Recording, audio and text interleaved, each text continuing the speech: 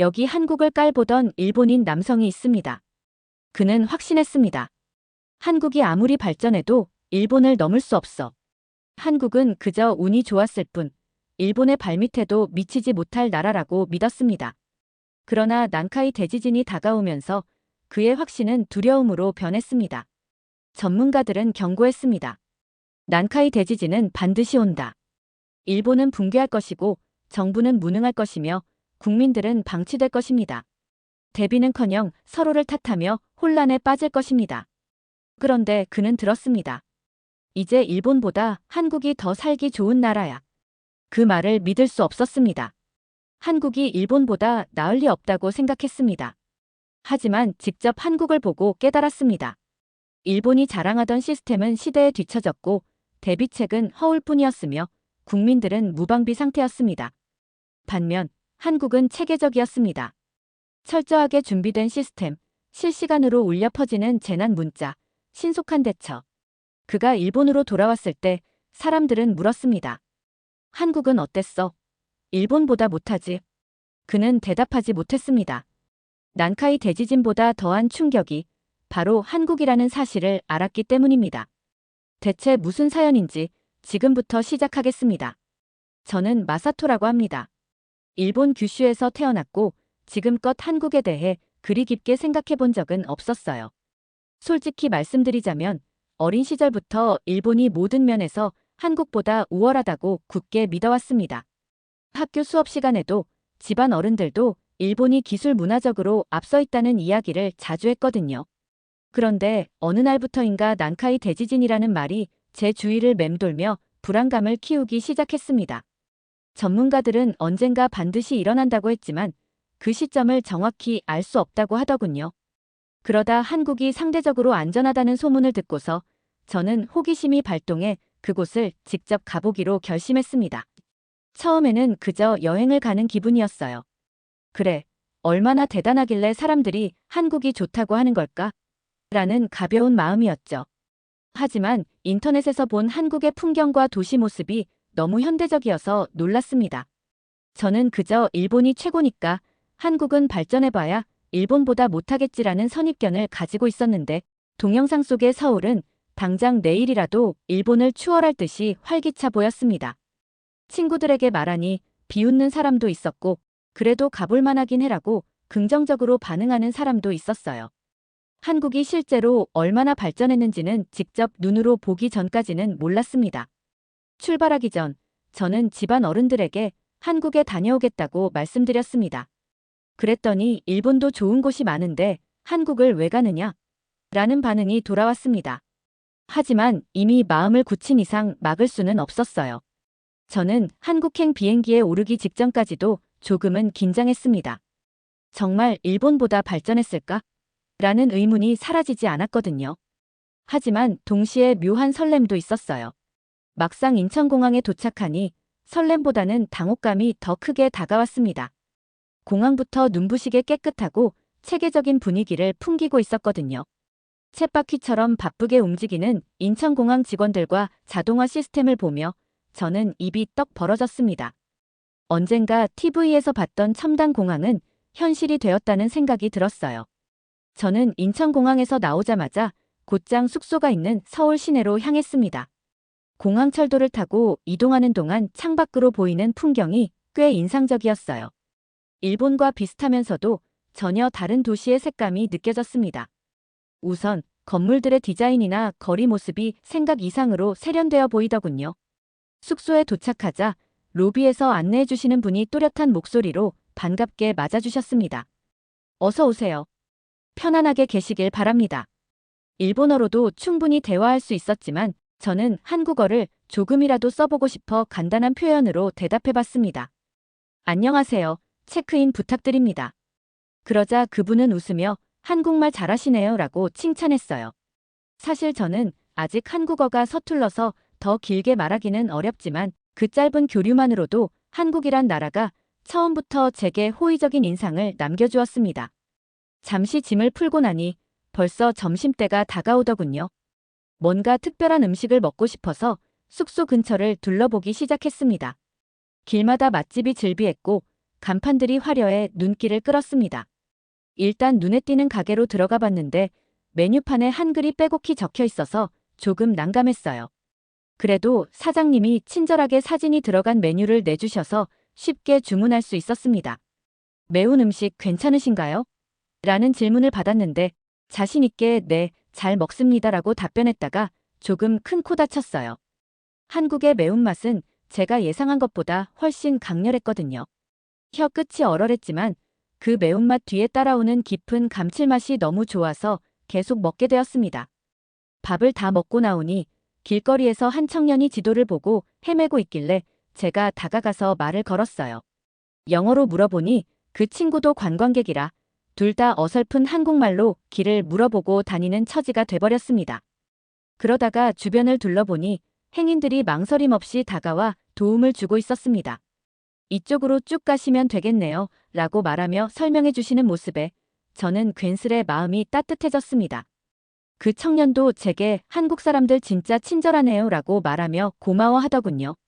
사실 일본도 친절한 나라이긴 하지만 여기서는 낯선 외국인을 대하는 태도가 좀 더 다정하고 직접적이라는 인상을 받았습니다.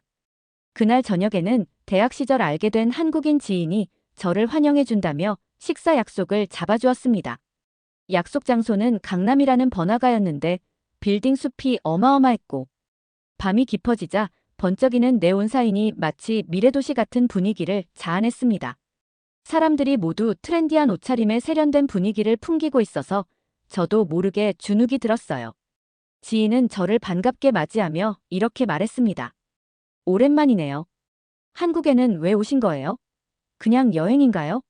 저는 살짝 망설이다가 솔직하게 답했습니다. 요즘 일본이 여러모로 불안한 상황이라 한국이 어떻게 이토록 빠르게 성장하고 있는지 직접 보고 싶었어요. 그러자 지인은 웃으며 아직 부족한 점도 많지만 우리도 열심히 달려온 결과라고 생각해요라고 대답했습니다. 그 태도를 보면서 일본이 놓치고 있는 무언가를 한국은 꾸준히 쌓아올려 온 것 같다는 생각이 들었습니다. 하루 만에 느낀 한국의 첫 인상은 세련되고 친절하며 효율적이라는 것이었습니다. 물론 제가 본 것은 극히 일부분이겠지요. 하지만 벌써부터 일본과는 또 다른 활력을 발견한 기분이 들었습니다. 어쩌면 제 선입견이 깨지기 시작한 건 이때부터였는지도 모르겠습니다. 다음 날 아침, 저는 숙소 근처에 있는 전통시장을 구경해 보기로 했습니다. 아직 해가 완전히 뜨지 않은 시간이었지만 시장 골목에서는 이미 활기가 넘쳐났어요. 각종 어묵과 떡볶이를 파는 작은 포장마차들부터 싱싱한 채소와 과일을 진열해둔 가게들이 일제히 저를 반기는 느낌이 들었습니다. 시장에 가면 그 나라의 진짜 모습이 보인다라는 말을 들은 적이 있는데 확실히 한국의 전통시장은 독특한 매력이 있더군요. 일본에서도 시장 풍경을 자주 봤지만 이곳은 더 시끌벅적하고 흥정도 활발하게 오갔습니다. 한 상인이 제가 외국인인 걸 알아채고 서비스로 더 드릴게요라고 하면서 과일 한 봉지를 건네주셨어요. 시장 구경을 마친 뒤에는 한국 친구가 경복궁에 가볼래요? 하고 제안해줬습니다. 원래는 유명하다는 현대적 쇼핑몰을 찾을까 했는데 전통의 숨결이 깃든 장소를 먼저 보는 것도 의미 있을 것 같았어요. 지하철을 타고 이동하는 동안 주변 승객들의 스마트폰 사용 풍경이 눈길을 끌었습니다. 거의 모든 사람이 최신 기종으로 보이는 스마트폰을 들고 영상이나 뉴스를 시청하고 있었거든요. 경복궁에 도착하자 커다란 정문과 고풍스러운 건물들이 어우러진 모습이 장관이었습니다. 친구는 조선시대의 궁궐이 어떻게 훼손되고 또 어떻게 복원되었는지에 대해 친절히 설명해 주었어요. 일본이 우리나라를 침략했을 때 이 궁궐도 많이 파괴됐대요. 지금은 복원한 건물이지만 옛 자취를 다 살릴 수는 없었대요. 친구가 조심스럽게 말을 꺼내자 저는 선뜻 대답을 할 수 없었습니다. 안타까운 사실이고 한편으로는 제가 몰랐던 진실이니까요. 일본에서 배운 역사 수업에서는 이런 세세한 부분을 깊이 다루지 않았습니다. 하지만 친구가 결코 비난의 눈빛을 보내지는 않았습니다. 오히려 과거는 지났으니까 앞으로 서로 배려하며 좋게 지내면 되지 않겠냐라는 식으로 말했어요.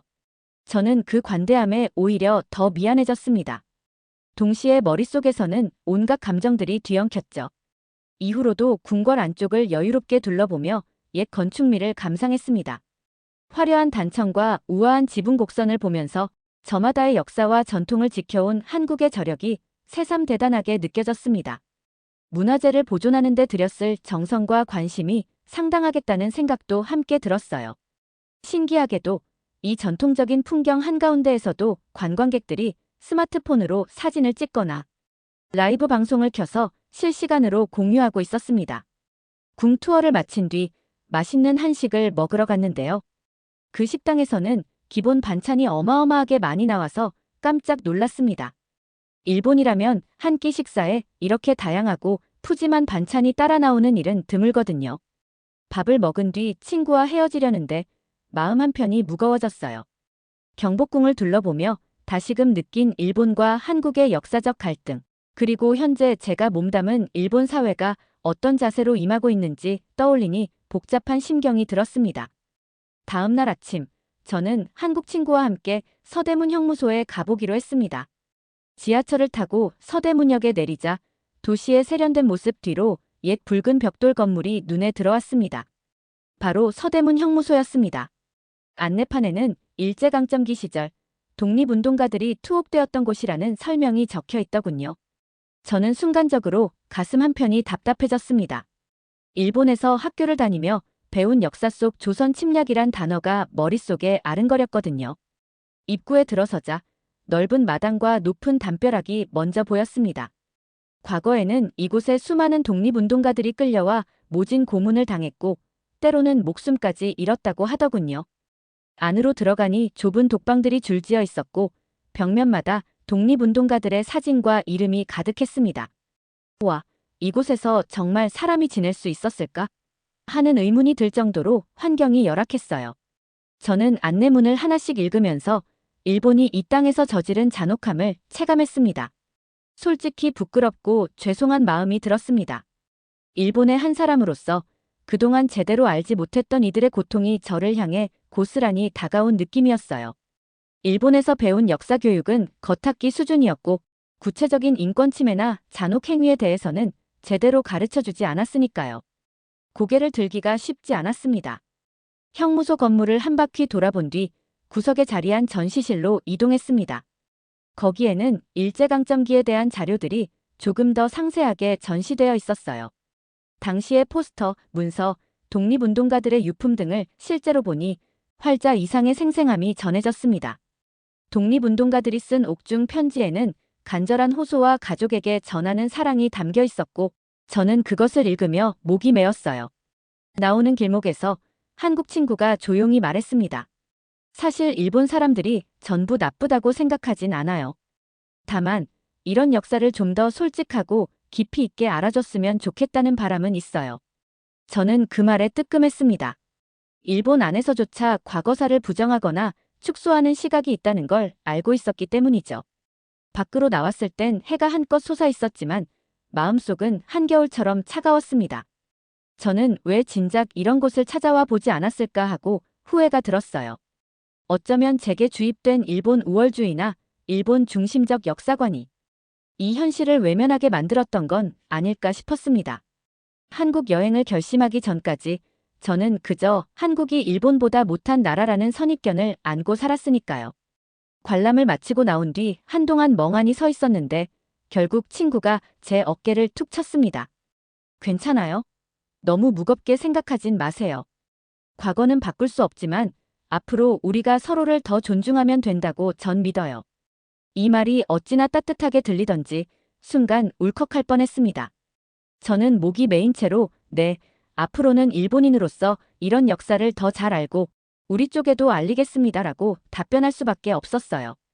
돌이켜보면 서대문 형무소는 저에게 한국을 이해하는 결정적인 분기점이 되었습니다. 이 나라가 과거의 아픔을 어떻게 품고 있고 또 현재를 살아가는 이들이 그 아픔을 어떻게 해석하는지를 본 것이죠. 일본이 저지른 잘못을 외면하지 않고 오히려 미래를 위해 기록하고 반성하는 과정이야말로 제가 미처 알지 못했던 한국의 강인함이 아닐까 싶었습니다. 그리고 이곳에서 맞닥뜨린 역사의 무게가 제게 더 큰 책임감과 성찰을 안겨주었습니다. 이제 더 이상 무지라는 변명을 할 수 없게 되었으니까요. 저는 며칠간 서울을 돌아다니면서 한국이라는 나라가 제가 예상했던 것과 전혀 다른 면모를 갖추고 있음을 깨닫게 되었습니다. 사실 일본에서도 한국이 꽤 발전했다는 얘기를 들었지만 막상 와서 직접 보니 그 발전의 수준이 경제나 기술에 국한된 게 아니더군요. 지하철을 탔을 때 와이파이부터 충전시설까지 편리함이 곳곳에 배치되어 있었고 디지털 안내 화면으로 운행 상황을 실시간 안내해주는 것도 인상적이었습니다. 저는 한국에서 꽤 유명하다는 IT 벤처 회사를 견학하게 되었습니다. 제 지인의 소개로 소규모 투어에 합류했는데 회사 내부에 들어서자마자 컴퓨터 모니터 수십 대가 줄지어 돌고 있는 모습이 눈에 띄었어요.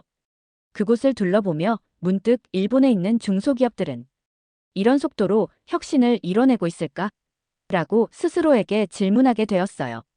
일부 대기업을 제외하고 일본은 전반적으로 보수적이고 안정지향적 문화를 고수하는 편이잖아요. 그 결과 빠르게 변하는 세계 시장에 적응하지 못하는 모습도 종종 보이고 있습니다. 반면 한국은 상대적으로 단기간에 뛰어난 기술력과 사업 모델을 구축해 해외에서도 두각을 드러내고 있었습니다. 투어가 끝나고 나서 안내 담당자분과 잠시 대화를 나누게 됐습니다. 제가 솔직하게 일본은 예전부터 기술 강국이란 이미지를 갖고 있었는데 막상 이렇게 보니 한국이 더 앞선 부분도 많은 것 같아요 라고 털어놓았죠. 그러자 그분이 웃으며 말씀하셨습니다. 일본은 기초과학이나 전통 제조업에서 강점을 가지고 있고 한국은 빠른 의사결정과 추진력이 특징이죠. 서로 다른 장점을 가졌으니 함께 협업하면 좋을 텐데 최근에는 여러 이슈가 많아서 안타까워요. 그 말이 어찌나 가슴에 와닿던지 저는 괜히 맞습니다. 사실 저도 일본이 최근에 정체되어 있지 않나 하는 걱정을 해요라고 덧붙였습니다. 이야기를 마치고 건물을 나서니 이미 늦은 저녁이 되어 있었습니다. 대로변에는 높다란 빌딩들이 형형색색의 조명을 뽐내고 있었고 거리엔 택시와 버스가 끊임없이 오갔어요. 저는 그 장면을 바라보며 이 나라 사람들은 참 일도 열심히 하고 변화에도 유연하게 대처하는구나라고 생각했습니다. 돌이켜보면 한국은 일제강점기와 전쟁의 폐허 속에서 지금의 발전을 이루기까지 엄청난 노력이 있었겠죠. 서대문 형무소에서 느꼈던 역사적 무게와 현재 도심에서 마주하는 최첨단의 풍경이 묘하게 대조되어 저를 한껏 압도하고 있었습니다. 한국에서의 일정이 어느덧 중반에 접어들 무렵 저는 문득 궁금한 점이 생겼습니다. 과연 이 나라가 우리 일본에 대해 어떻게 생각하고 있을까? 라는 질문이었어요. 분명 한국 사회는 역동적이고 체계적이면서도 과거 식민지 시대의 상처를 기억하고 있을 테니까요. 그런데도 길에서 마주치는 사람들은 외국인인 저를 따뜻하게 대해주었고 어디를 가든 친절한 안내를 받았습니다.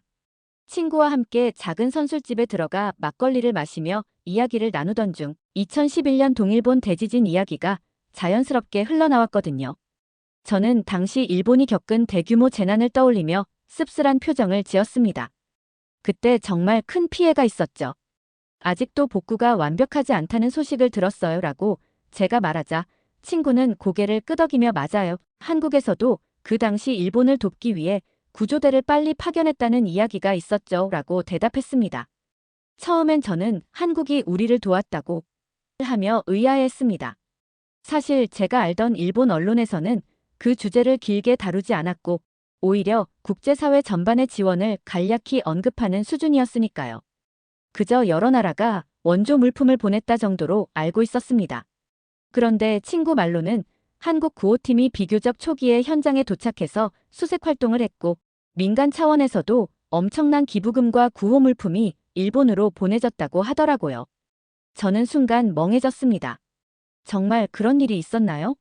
일본 뉴스에선 크게 못 본 것 같은데 하고 반문하자 친구는 스마트폰으로 관련 기사를 찾아 보여줬어요. 한국 언론사들이 보도한 구조활동 사진과 시민들이 모금에 나섰다는 내용이 적혀 있었죠. 사실 일본 안에서도 동일본 대지진 당시 국제사회의 도움에 감사해야 한다는 목소리가 많았지만 일부 정치인이나 극우 언론에서는 혐한 정서를 더 부추기기도 했거든요. 한국의 지원은 자기 PR에 불과하다거나 그들이 해봤자 얼마나 도움이 되겠느냐라는 식의 악의적인 보도가 있었다는 걸 얼핏 들은 적이 있었습니다. 그런데 이렇게 현지에서 한국인들 이야기를 직접 듣고 관련 자료까지 확인하니 그 왜곡이 얼마나 심했는지 비로소 체감하게 됐습니다. 그날 저는 술이 제법 들어간 상태였지만 머리는 오히려 맑아진 기분이었어요. 우리가 그런 도움을 받고도 제대로 고마움을 전했을까? 하는 미안함이 커졌습니다. 친구가 조용히 말을 이었습니다. 물론 한국 내에서도 일본에 대한 반감이 없는 건 아니에요. 역사적 상처가 크니까요. 하지만 재난 상황에서 서로 도와야 한다는 정서가 훨씬 강했죠. 저는 그 말을 들으며 정말 대단하네요. 우리 일본도 그때 엄청 힘들었는데 한국 사람들이 그렇게까지 해줬다는 걸 몰랐어요 라고 솔직하게 털어놓았습니다. 호텔로 돌아와서 저는 인터넷을 뒤져가며 다시 한번 자료를 찾았습니다. 과연 일본보다 먼저 현장에 도착한 한국 구조대나 기부금 소식 등이 정말 많더군요. 개인 SNS에 남겨진 감사 메시지도 있었고 한국에서 자발적으로 모아진 성금이 상당하다는 글도 보았습니다. 사실 저는 그동안 한일 관계라 함은 주로 정치적 이슈나 역사 문제로 인한 대립만 부각된다고 생각했어요. 그런데 이렇게 구체적인 사례를 알게 되니 정치적 논란 뒤편에도 분명하게 존재하는 인간적인 교류가 있음을 깨달았습니다. 그리고 일본 언론이 이를 충분히 다뤄주지 않았다는 점이 못내 아쉬웠습니다. 한국에서의 일정이 끝나갈 무렵 한국인 지인이 초대한 작은 모임에 참석하게 되었습니다. 그 모임은 대학원생부터 직장인, 프리랜서까지 다양한 배경을 가진 이들이 모여 근처 카페에서 토론을 하는 자리였어요. 모임에 들어서자 테이블에 둘러앉은 사람들은 저를 반갑게 환영하며 자리를 권해줬습니다. 일본에서 오셨다면서요? 한국에서 불편한 점은 없으세요? 하고 묻는 이도 있었고 요즘 일본 뉴스를 보면 참 안타까운 점이 많아요 라고 솔직하게 의견을 내놓는 분도 있었습니다. 대화를 나누다 보니 제가 몰랐던 사실들도 마구 쏟아져 나왔습니다. 예컨대 일본과 한국이 최근 맺은 여러 협정이나 교류 사업 중 언론에서 주목하지 않아 대중이 잘 모르는 경우가 많다는 점이었어요. 한 회사원분은 양국 기업 간 신기술 협업이 꽤 활발한데 정작 뉴스에서는 갈등만 대서특필하더라고요 라고 털어놓았고 대학원생은 서로 교류하면서 장단점을 나누고 학습할 수 있다면 지금보다 훨씬 긍정적인 관계가 될 텐데 늘 발목을 잡는 정치적 이슈가 아쉽죠라고 덧붙였습니다. 그러면서도 그들은 한국이 완벽한 나라는 아니라는 점도 솔직히 인정했어요. 우리도 내적으로 문제는 많습니다. 사회 격차나 청년 취업난, 그리고 기업과 정부 간의 불투명한 관계 같은 부분이 골칫거리죠 라고 하더군요. 모임이 끝나갈 무렵 한 참가자가 제게 조심스럽게 물었습니다. 일본은 어떤가요? 실제로 사시는 분 관점이 궁금해요. 저는 머뭇거리다 솔직히 대답했습니다. 솔직히 정부 대처도 국민 기대와는 어긋나는 면이 많고 특히 청년 세대는 미래에 대한 불안이 큰 것 같아요. 제 답변에 몇몇 분은 서로 돕고 배우면 분명 더 큰 성장을 이룰 텐데 왜 자꾸 과거 문제나 정치적 이해관계로 발목을 잡힐까? 라는 의문을 제기했어요. 저는 그 말에 한숨이 나왔습니다. 사실 저 스스로도 일제강점기의 역사나 최근 무역 분쟁 등을 완벽히 해결할 대안을 갖고 있진 않거든요. 며칠 더 한국에 머무른 뒤 일본으로 돌아갈 날이 되었습니다. 공항으로 가는 길 내내 복합적인 감정이 교차했어요. 정말 많은 것을 보고 배웠구나 하는 뿌듯함과 조금만 더 있으면 좋겠다는 아쉬움이 동시에 밀려들었습니다.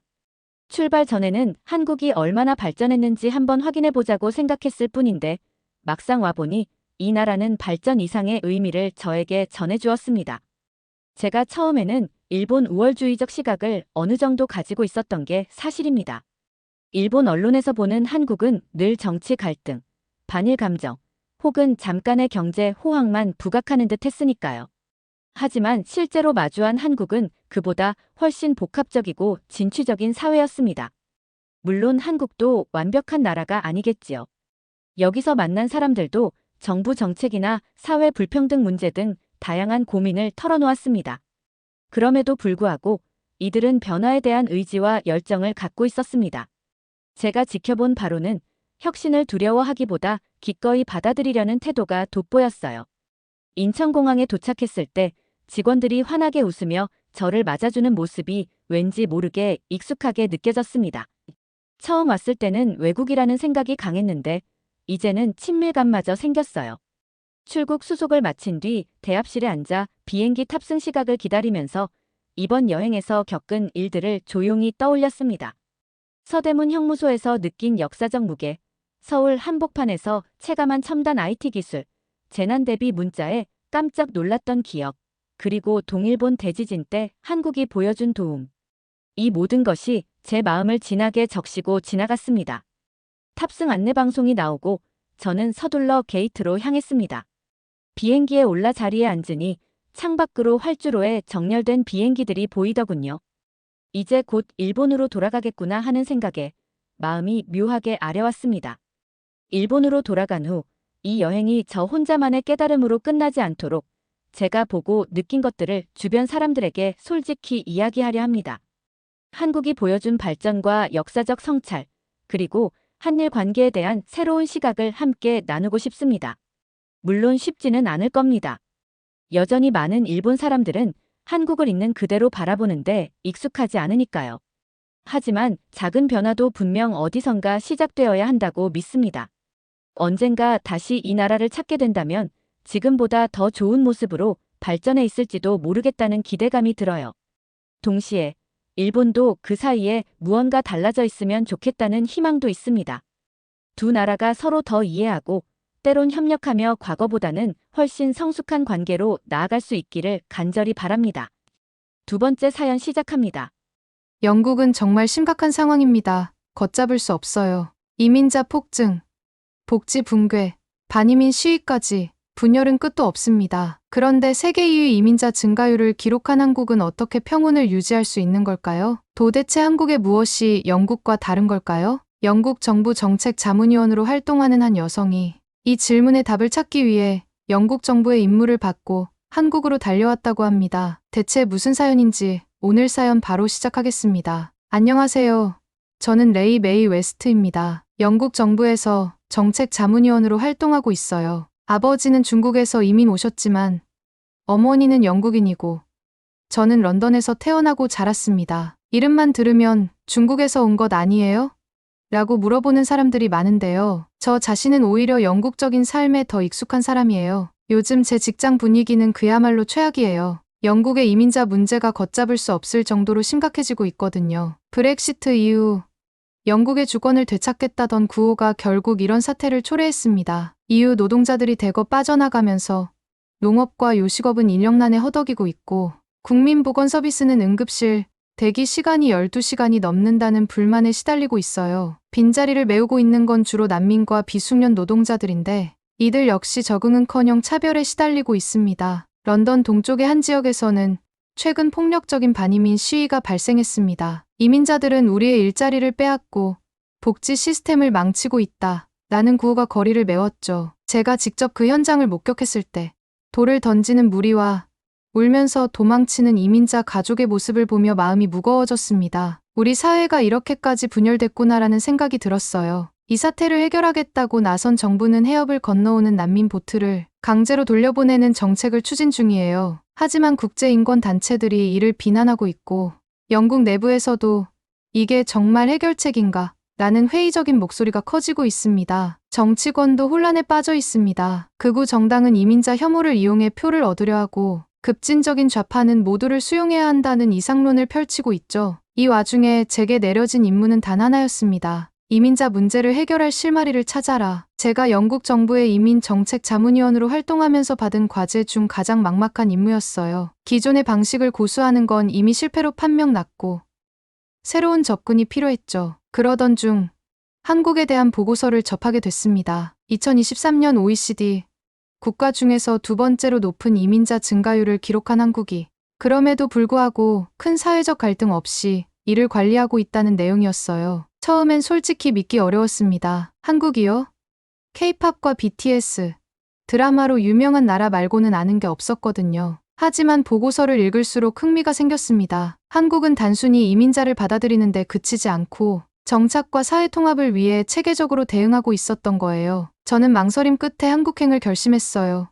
사무실 동료들은 놀라워했죠. 한국에서 뭘 배워오겠다는 거야? 라는 비아냥을 듣기도 했어요. 하지만 저는 한국이 가진 비밀을 확인해야 한다는 생각이 들었어요. 영국이 더 이상 갈라지고 부서지지 않으려면 우리에게는 새로운 접근 방식이 필요하니까요. 비행기가 인천공항 활주로에 부드럽게 착륙했을 때 저는 마음속에 묘한 긴장감과 호기심이 동시에 떠올랐어요. 드디어 한국이다. 이 땅에서 제가 찾고자 했던 해답을 얻을 수 있을지 확신할 수 없었지만 어쨌든 이제 시작이라는 느낌이었죠. 입국 심사대에 서면서 저는 영국 공항에서 자주 보던 혼잡스러운 장면을 떠올렸어요. 하지만 이곳은 너무나 정돈되고 조용했어요. 심사대 직원은 친절히 미소를 지으며 입국 목적을 물었고 깔끔하고 능숙한 태도에 감탄했습니다. 한국 사람들이 기본적으로 예의를 중시한다는 이야기를 들은 적은 있지만 이런 작은 순간에서도 그걸 느낄 줄은 몰랐어요. 짐을 찾고 로비로 나오는 길은 마치 다른 세상으로 들어가는 문처럼 느껴졌어요. 공항 내부가 이렇게 정갈하고 체계적일 줄은 몰랐습니다. 특히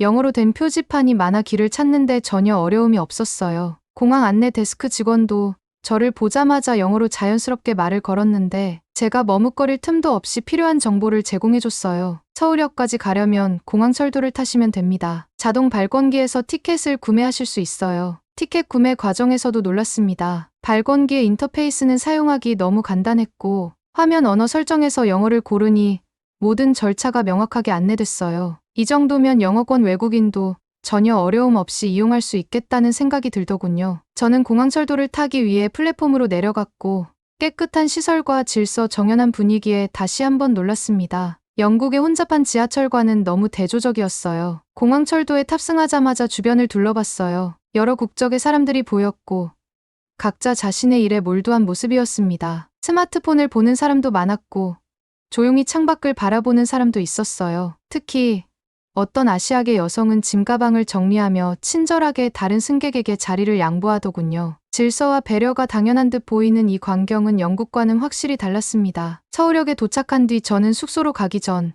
주변을 둘러보기로 했어요. 역 근처 거리에는 다양한 간판이 즐비했고 그중 절반 이상이 영어로 표기되어 있어 이해하기 쉬웠습니다. 걸으면서 처음으로 한국의 길거리 음식을 봤는데 떡볶이, 어묵 같은 것들이 작은 포장마차에서 맛있게 팔리고 있었어요. 매운 향이 코끝을 자극했지만 배가 고프지 않았던 저는 다음 기회에 먹기로 했습니다. 숙소에 도착해 창문 너머로 서울의 야경을 바라보며 생각했어요. 이 나라의 해답이 정말 있을까? 하지만 한 가지는 분명했습니다. 한국 사회가 보여준 첫 인상은 저에게 아주 강렬했어요. 겉으로 보이는 질서와 체계는 마치 잘 짜인 무대 같았고 거기서 각자 자신의 역할을 충실히 수행하는 듯 보였거든요. 다음 날 아침, 저는 서울 시내에 위치한 다문화 센터를 방문하기 위해 준비를 마쳤습니다. 이곳의 다문화 정책이 어떻게 운영되고 있는지 직접 확인할 차례였죠. 영국과는 다르게 이민자 문제를 갈등보다는 통합으로 해결하려는 시스템이 이곳에 있다는 말을 듣고 그 진면모를 보고 싶었습니다. 다문화 센터에 도착하니 예상보다 활기가 넘쳤습니다. 건물 입구부터 따뜻한 분위기가 느껴졌어요. 벽에는 여러 나라의 언어로 된 환영 문구가 적혀 있었고 한국 전통 문양과 세계 각국의 국기가 어우러진 장식들이 이곳의 목적을 그대로 보여주고 있었습니다. 센터 내부로 들어서니 안내 데스크 직원이 반갑게 맞아줬습니다. 어서 오세요. 어떤 도움을 드릴까요? 라는 말에 저는 살짝 머뭇거리다가 영국에서 왔고 이민자 통합 프로그램에 대해 배우러 왔다고 설명했습니다. 직원은 곧바로 센터의 주요 프로그램과 방문 가능한 공간들을 소개해 주었어요. 가장 먼저 안내받은 곳은 한국어 수업이 진행되는 교실이었습니다. 교실 안에는 다양한 국적의 사람들이 앉아 있었고 모두 진지한 표정으로 수업에 집중하고 있었습니다. 칠판에는 한글이 적혀 있었고 선생님은 천천히 발음을 가르치며 학생들이 따라 읽도록 유도하고 있었죠. 수업이 끝난 뒤 저는 한 학생과 대화를 나눴습니다. 베트남에서 온 응우엔이라는 여성이었어요. 그녀는 3년 전 한국인 남성과 결혼해 이곳에 정착했다고 했습니다. 처음엔 한국어 한마디도 못했어요. 하지만 이곳에서 수업을 듣고 사람들과 교류하면서 점점 나아졌어요. 지금은 간단한 대화는 문제없어요. 그녀는 미소를 지으며 덧붙였어요. 가장 좋은 점은 제 아이가 차별 없이 학교에 다니고 있다는 거예요. 한국 사람들은 아이를 정말 소중히 여겨요. 이 말을 듣고 저는 마음이 묘하게 찡해졌습니다. 영국에서 이민자 가정의 아이들이 종종 겪는 차별과는 너무나도 다른 환경이었으니까요. 다음으로 방문한 곳은 외국인 노동자들을 위한 상담실이었습니다. 이곳에서는 법률 상담, 취업 정보 제공, 그리고 노동 환경 개선에 대한 도움을 주고 있었습니다. 상담을 기다리던 우즈베키스탄 출신의 남성과 이야기를 나눌 기회가 있었어요. 그는 한국의 공장에서 일하면서 힘든 점도 많았지만 이곳 상담실 덕분에 많은 문제를 해결할 수 있었다고 했습니다. 한국에서는 열심히 일하면 보상을 받을 수 있어요. 물론 힘들 때도 많지만 적어도 여기선 저를 보호해준다는 느낌이 들어요. 그의 말은 단순했지만 영국에서 들어본 적 없는 이야기라 충격적이었습니다. 영국에서는 이민자 노동자들이 종종 법적 사각지대에 놓이고 부당한 대우를 받는 일이 많았거든요. 센터 한쪽에서는 문화 교류 프로그램이 진행되고 있었습니다. 유학생과 한국 주민들이 함께 참여하는 행사였는데 각국의 전통 음식을 함께 만들어 나누는 활동이었습니다. 저는 이곳에서 브라질 출신의 유학생 아나를 만났습니다. 그녀는 서울의 한 대학에서 디자인을 전공하고 있었는데 한류를 계기로 한국에 오게 되었다고 했습니다. BTS의 노래를 듣고 이 나라엔 뭐가 있을까? 라는 생각이 들었어요. 한국은 기술과 전통, 현대적인 요소가 공존하는 매력적인 나라예요. 그녀의 얼굴에는 밝은 열정이 가득했습니다. 아나는 문화 교류 프로그램에 자주 참여하며 한국인 친구들을 사귀었다고 했어요. 한국 사람들은 처음엔 조금 낯을 가리지만 진심으로 다가가면 정말 친절하고 따뜻해요. 이 모든 경험을 통해 저는 한국이 단순히 이민자를 받아들이는 것을 넘어 그들이 이 사회에 정착하고 소속감을 느낄 수 있도록 돕는데 많은 노력을 기울이고 있다는 사실을 알게 되었습니다. 영국에서의 방식과 너무도 달랐어요. 영국은 이민자 문제를 해결해야 할 부담으로 여기는 반면 한국은 이민자를 사회의 파트너로 보고 있었습니다. 다문화 센터에서의 경험 이후 저는 한국 사회를 구성하는 또 다른 중요한 요소를 알아보기로 했습니다. 바로 한류였어요. K-팝, 드라마, 영화 같은 콘텐츠가 한국뿐만 아니라 세계 여러 나라에서 큰 인기를 끌고 있다는 건 익히 알고 있었지만 그것이 어떻게 이민자들에게 영향을 미치고 왜 한국을 선택하게 되는 이유가 되는지 궁금했습니다. 한국에서 살고 있는 대학생 이민자를 만나서 대화를 나누었어요. 그녀는 BTS를 처음 알게 된 건 친구가 보내준 뮤직비디오 덕분이었어요. 음악뿐만 아니라 뮤직비디오 속 세트와 퍼포먼스가 너무 아름다워서 이 나라가 도대체 어떤 곳이지? 라는 호기심이 생겼죠. 그녀는 BTS의 팬덤에 들어가면서 자연스럽게 한국어를 배우고 드라마와 영화에 관심을 가지게 됐다고 했어요. 결국 그녀는 한국에서 대학을 다니기로 결심했고 지금은 디자인을 전공하며 자신의 꿈을 키우고 있었습니다. 이런 이야기는 영국에서는 거의 들어본 적 없는 유형의 이민 동기였습니다. 영국으로 오는 이민자는 대부분 경제적 이유로 떠밀리듯 들어오는 경우가 많습니다. 특히 동유럽이나 개발도상국 출신의 노동자들은 더 나은 소득을 찾아 이민을 선택하지만 이 과정에서 영국의 문화나 사회에 대한 이해나 애정은 부차적인 문제로 여겨지죠. 하지만 한국에서 만난 사람들은 달랐어요. 한국 문화를 좋아하거나 동경해서 이곳에 오는 사람들이 많았습니다. 저는 이 차이가 너무 흥미로웠습니다. 왜냐하면 이민자의 동기가 국가와 사회의 통합 방식에도 영향을 미치기 때문이에요. 영국에서는 경제적 이유로 온 이민자들이 생존을 목표로 하는 경우가 많습니다. 그들은 더 나은 임금과 조건을 기대하며 이민을 선택하지만 영국 사회는 그들에게 온전히 통합될 기회를 주지 않아요. 그렇다 보니 이민자들은 자신의 문화적 정체성을 강하게 유지하며 영국 사회와 단절된 채 살아가게 되는 경우가 많죠. 반면 한국으로 오는 이민자들은 이미 한국 문화를 어느 정도 이해하거나 사랑하는 마음으로 오기 때문에 처음부터 이 사회에 자연스럽게 스며들 준비가 되어 있었습니다. 다음 일정은 한국 사회의 또 다른 면을 들여다보는 것이었습니다. 지금까지 긍정적인 사례들을 보았지만 이민자들이 처한 현실이 항상 그렇게 밝지만은 않을 거라는 생각이 들었어요. 특히 외국인 노동자들이 한국에서 어떤 환경에서 일하고 있는지 직접 확인해 보기로 했습니다. 그래서 저는 경기 지역의 한 중소기업 공장을 방문했습니다. 이곳은 많은 외국인 노동자들이 근무하는 곳으로 알려져 있었죠. 공장에 도착하자마자 느낀 첫 인상은 솔직히 기대 이하였어요. 건물 외관은 낡았고 작업 환경도 깔끔하지 않았어요. 환기가 제대로 되지 않는지 공장 내부는 답답한 공기가 가득했고 기계 소음이 귀를 찔렀습니다. 저를 맞이한 공장장은 한국인 관리자였는데 그는 외국인 노동자들 없이는 이 공장이 돌아가지 않는다고 솔직하게 말했습니다. 한국 젊은이들은 이런 일을 하고 싶어 하지 않아요. 그래서 우리는 외국인 노동자들을 고용하지 않으면 운영이 어렵습니다. 그의 말은 현실적이었지만 무언가 씁쓸한 뉘앙스를 남겼습니다. 공장 안을 둘러보는 동안 저는 파키스탄에서 온 30대 남성과 이야기를 나눌 기회를 가졌습니다. 그의 이름은 알리였어요. 알리는 3년 전 한국에 왔고 매일 12시간씩 공장에서 일한다고 했습니다. 힘들지 않나요?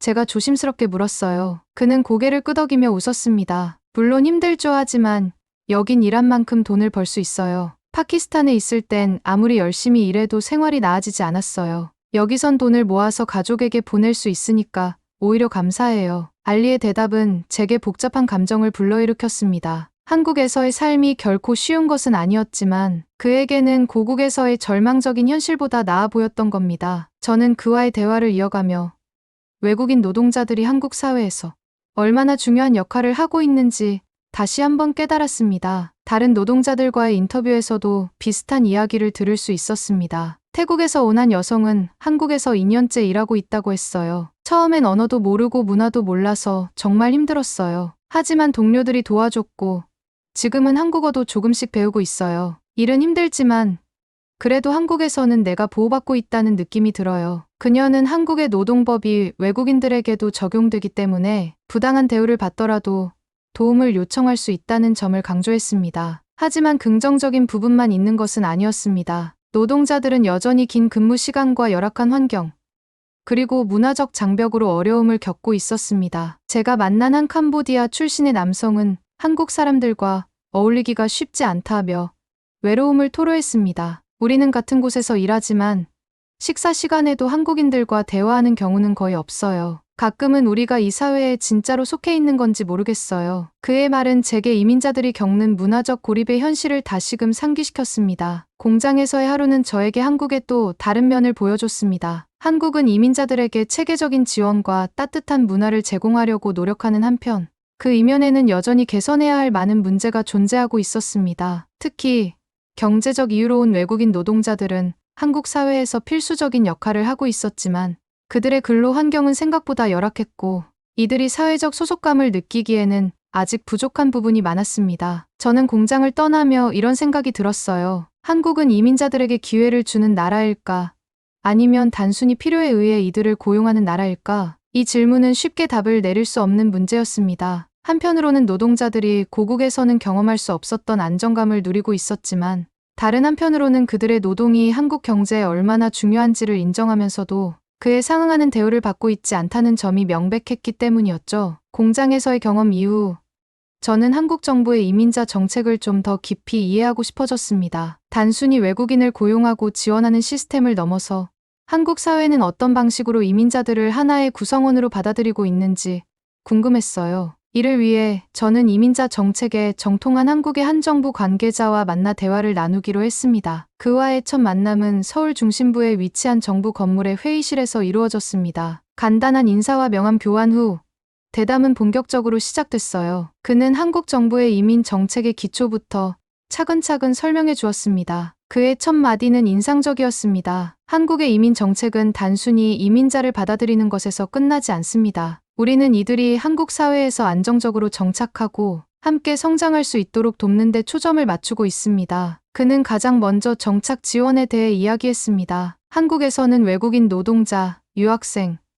결혼 이민자 등 다양한 유형의 이민자를 대상으로 맞춤형 정착 지원 프로그램을 운영하고 있다고 했습니다. 결혼 이민자의 경우 다문화 가족 지원 센터를 통해 한국어 교육뿐 아니라 아이들을 위한 교육 상담과 지역 커뮤니티 활동까지 지원합니다. 외국인 노동자를 대상으로는 고용허가제를 통해 법적 권리를 보장하고 노동 상담이나 법률 지원도 제공합니다. 그는 정책의 주요 내용을 설명하면서 정부가 이민자를 단순히 노동력으로 여기지 않고 하나의 사회적 구성원으로 보려는 노력을 기울이고 있다고 강조했습니다. 다음은 한국어 교육에 관한 이야기였습니다. 한국어는 단순히 언어를 배우는 것 이상의 의미를 가집니다. 한국 사회에 적응하고 소속감을 느끼기 위해 필수적이라고 할 수 있죠. 그래서 우리는 외국인을 대상으로 무료 한국어 강좌를 운영하며 필요한 경우 통번역 서비스를 제공합니다. 그는 언어가 단순한 도구가 아니라 이민자와 한국 사회를 연결하는 다리 역할을 한다고 했습니다. 영국에서는 영어를 못하는 이민자가 당연히 적응해야 한다는 식의 태도가 일반적이지만 한국은 이 과정 자체를 정책으로 체계화했다는 점이 인상적이었어요. 그는 마지막으로 지역사회와의 통합에 대해 설명했습니다. 이민자가 지역사회의 구성원이 되기 위해서는 주민들과의 교류가 중요합니다. 그래서 우리는 다양한 문화 교류 프로그램과 봉사활동을 지원합니다. 지역 주민들이 외국인을 이웃으로 받아들이고 이민자들이 지역 사회에 기여할 수 있는 환경을 만들기 위해 노력하고 있습니다. 그는 다문화 페스티벌, 지역 커뮤니티 활동 등이 이 과정의 일환이라고 설명했어요. 저는 그와의 대화를 통해 한국이 단순히 정책적으로 이민자를 관리하는 수준을 넘어 사회적 통합이라는 더 큰 목표를 가지고 있다는 점을 이해하게 됐습니다. 하지만 그의 설명을 들으면서도 여전히 의문이 남았어요. 이 시스템이 정말 모든 이민자들에게 공평하게 적용되고 있을까? 특히 공장에서 만난 외국인 노동자들의 열악한 환경이 떠올랐습니다. 정책과 현실 사이에는 분명히 간극이 존재하고 있었습니다. 대담이 끝날 무렵 그는 한국 정책의 한계를 솔직하게 인정했습니다. 한국도 아직 갈 길이 멉니다. 특히 경제적 이민자들의 권리 보장과 지역 주민들의 이민자 수용성 향상은 여전히 과제로 남아 있습니다. 그러나 중요한 건 우리가 이민자를 단순히 타자로 보지 않고 함께 살아가는 동반자로 보고 있다는 점입니다. 그의 말은 저에게 깊은 인상을 남겼습니다. 한국에서의 마지막 며칠 동안 저는 경험하고 관찰한 모든 것들을 정리하며 깊은 생각에 잠겼습니다. 한국에서 가장 눈에 띄었던 점은 이민자 문제를 단순히 경제적 필요나 숫자로만 보지 않고 그들이 한국 사회와 자연스럽게 통합될 수 있는 환경을 조성하려는 노력이었습니다. 물론 문제도 분명 존재했지만 한국 정부가 지역 사회와 이민자 간의 갈등을 최소화하기 위해 초기부터 체계적으로 접근하고 있다는 점은 정말 배울 만했습니다. 영국은 어떨까요?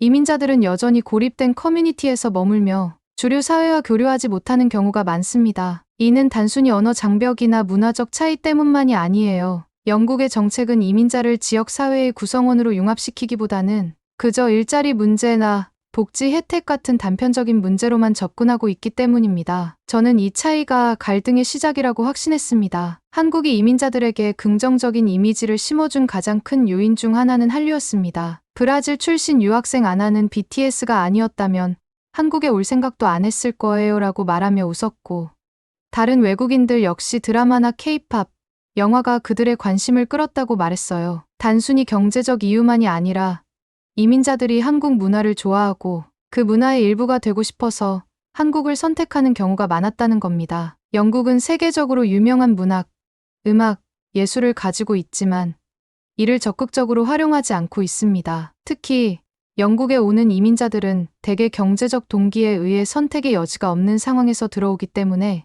영국 사회와의 문화적 접점을 찾기 어렵습니다. 영국도 우리의 문화를 더 전략적으로 활용한다면 이민자들이 이 나라를 단순한 생존의 터전이 아니라 하나의 꿈으로 느끼게 할 수 있을지도 모릅니다. 한국의 이민 정책은 체계적이고 구체적이라는 점에서 매우 인상적이었습니다. 고용허가제를 통해 외국인 노동자를 합법적으로 보호하면서도 다문화 센터와 같은 시설로 정착을 지원하는 구조는 영국이 배워야 할 부분이었어요. 영국은 오랜 이민 역사를 가지고 있지만 체계적인 정착 지원 시스템이 부족한 것이 현실입니다. 이민자들이 직면하는 문제를 해결하려는 노력이 단발적으로 이루어지는 경우가 많고 장기적인 전략이 부족하죠. 한국에서는 이민자를 단순히 노동력으로 보지 않고 그들을 사회적 파트너로 인정하려는 노력이 돋보였습니다. 이 점에서 저는 영국이 한국을 본받아야 한다고 강하게 느꼈어요. 단순히 경제적 기여를 평가하는 데서 그치지 않고 이민자들이 사회에 정착하고 자립할 수 있도록 지원해야 한다는 것입니다. 한국에서 보낸 마지막 날,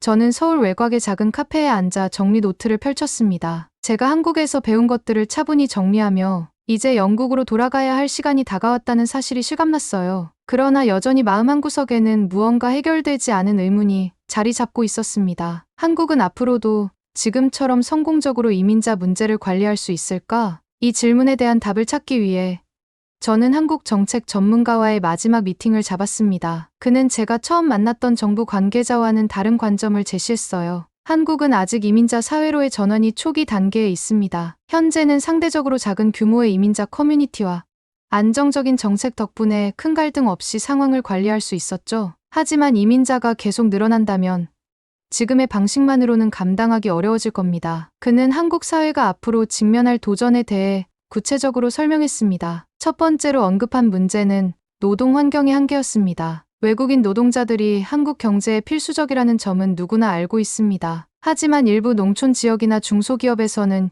여전히 외국인 노동자들이 열악한 환경에 놓여 있습니다. 만약 이 문제를 방치한다면 언젠가는 심각한 사회적 갈등으로 이어질 수밖에 없습니다. 두 번째 문제는 문화적 편견이었습니다. 그는 솔직하게 인정했어요. 한국은 다문화 사회로 나아가고 있지만 여전히 외국인에 대한 부정적인 인식이 존재합니다. 특히 외국인 노동자나 난민에 대한 차별은 눈에 보이지 않는 벽처럼 남아 있습니다. 이러한 편견이 사라지지 않는 한 한국도 영국처럼 이민자와 주민 간의 갈등이 심화될 가능성이 높습니다. 그의 이야기를 들으며 저는 영국에서 겪었던 현실이 떠올랐습니다. 이민자 수가 급증하면서 정책과 사회적 수용 능력 간의 불균형이 초래했던 혼란, 그리고 그로 인해 깊어진 사회적 갈등 말입니다. 한국이 현재 직면하고 있는 문제들은 영국이 이미 경험했던 과정과 놀랍도록 비슷했어요. 과연 한국은 영국이 겪었던 문제를 피해갈 수 있을까? 라는 생각이 머릿속을 떠나지 않았습니다. 그는 한국이 해결해야 할 또 다른 중요한 과제를 언급했습니다. 이민자와 지역사회 간의 상호 이해를 높이는 것이었습니다. 정책만으로는 해결할 수 없는 문제가 많습니다. 지역 주민들이 이민자를 이웃으로 받아들이고 이민자들도 자신이 한국 사회에 기여할 수 있다는 자부심을 느낄 수 있도록 하는 것이 중요합니다. 그는 다문화 축제나 지역 봉사 활동 같은 소규모 프로젝트들이 이를 위한 시작점이 될 수 있다고 말했습니다. 미팅을 마치고 숙소로 돌아오는 길, 저는 서울의 밤거리를 천천히 걸으며 생각에 잠겼습니다. 한국은 이미 많은 것을 이루어냈지만 앞으로의 과제가 더 어려울 수도 있다는 생각이 들었어요. 이민자들이 한국 사회에 안정적으로 정착하고 한국이 이민자들과 함께 성장하려면 더 많은 노력이 필요할 것입니다. 한국과 영국의 차이는 분명했지만 공통점도 많았습니다. 두 나라 모두 이민자 문제를 단순히 규제나 관리로 해결할 수 없다는 사실을 점점 더 깨닫고 있었어요. 우리가 어떻게 공존할 수 있을지, 그 해답을 찾으려는 노력 자체가 중요하지 않을까. 한국은 그 여정에서 몇 걸음 앞서 있었지만 여전히 그 길 위에 서 있었습니다. 마지막 밤, 저는 작은 한식당에 들러 이번 여행에서 가장 마음에 들었던 음식인 삼겹살을 다시 주문했습니다. 직원은 제가 외국인이라는 걸 알아차리고 처음 한국에 오셨나요? 라고 물었어요. 저는 웃으며 대답했습니다. 아니요. 이젠 조금 익숙해졌어요. 한국 음식과 사람들 모두 정말 인상적이었거든요. 그는 고기를 정성껏 구워주며 한국은 따뜻한 나라예요. 돌아가시더라도 좋은 기억만 남기셨으면 좋겠어요. 라고 말했습니다. 삼겹살 한 점을 먹으며 저는 한국에서의 경험을 다시 떠올렸습니다. 이 나라가 보여준 환대와 배려, 그리고 체계적인 정책들은 제가 상상했던 것보다 훨씬 깊이 있었습니다. 하지만 동시에 이 나라 역시 도전에 직면해 있음을 느꼈습니다. 한국은 앞으로 더 큰 변화를 준비해야 하고 더 많은 노력을 기울여야 할 것입니다. 그러나 한 가지는 분명했습니다. 한국은 변화할 준비가 되어 있는 나라라는 점이었어요. 영국으로 돌아가서 한국이 보여준 좋은 점들을 알릴 겁니다. 하지만 한국도 지금까지의 성공에 안주하지 않고 앞으로 다가올 더 큰 도전에 대비해야 합니다. 그렇게 하지 않으면 한국도 언젠가 영국이 겪은 문제를 피할 수 없을지 모릅니다. 지금은 비교적 성공적으로 관리되고 있지만 시간이 지남에 따라 더 많은 이민자들이 들어오고 더 다양한 문화적 배경을 가진 사람들이 함께 살게 될 것입니다. 이 과정에서 한국이 초기에 구축한 체계와 따뜻함이 약해지거나 변화에 충분히 대비하지 못한다면 영국과 비슷한 문제에 직면할 가능성이 있습니다. 하지만 지금의 따뜻함과 체계적인 노력을 잃지 않고 변화에 꾸준히 대응한다면 한국은 앞으로도 이민자와 함께 성장하며 세계의 새로운 가능성을 보여줄 수 있을 것입니다. 그 길이 쉽지는 않겠지만 지금까지 해온 것처럼 하나하나 해결해 나간다면 분명 더 나은 미래를 만들어갈 수 있을 거라 믿습니다. 한국의 여정에 진심으로 응원의 마음을 보냅니다. 오늘 사연이 재미있으셨다면 구독과 좋아요, 알림 설정까지 부탁드립니다. 더 재미있는 사연으로 돌아오겠습니다. 이상 감동탐험이었습니다.